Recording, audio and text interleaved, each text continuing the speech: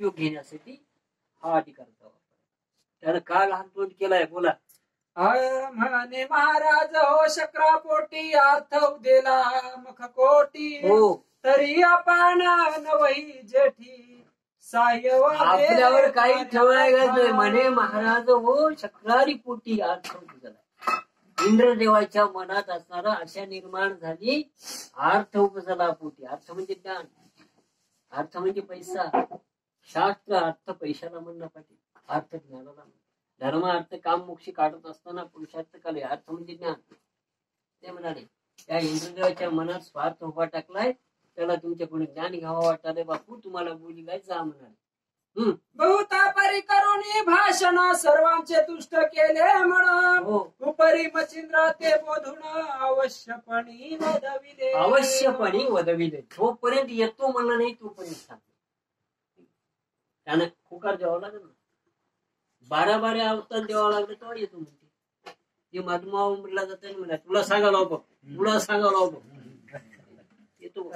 येतो म्हणजे तो आजी तो पटभरी पुढे म्हणाल तो ऊर्जे तर होय. त्याला सांगलंय तसं येईन जाऊ हो म्हणजे तेव्हा होकार जर नाही गेला आणि वापस गेलं ना काय म्हणतात म्हणलं तर येईना म्हणलं. चांगलाच काय सांगलो याला सांगकाम्या म्हणतात. असं सांगकाम्या म्हणा ते सांगलेलं काम पूर्ण केलंय निघून गेलाय. बोला. मग जालिंदर कानिका चौरंगी मच्छिंद्र गोरक्षाडवंगी गोपीचंद रायादी अन्य जोगी आरूढ झाले विमान. म्हणून विमानामध्ये सगळे बसले. जालिंदरनाथ, मच्छिंद्रनाथ, गोरखनाथ, अडवणीनाथ, कानिपनाथ, सगळं चरपटीनाथ नावाने विमानामध्ये आरूढ झाले. कारण अनेशाच्या का जागी जमा झाले ते सगळ्याला अवतरण पोहोचलंय. गोड बंगाली हे लाटपण प्रविष्ट झाले ते विमान.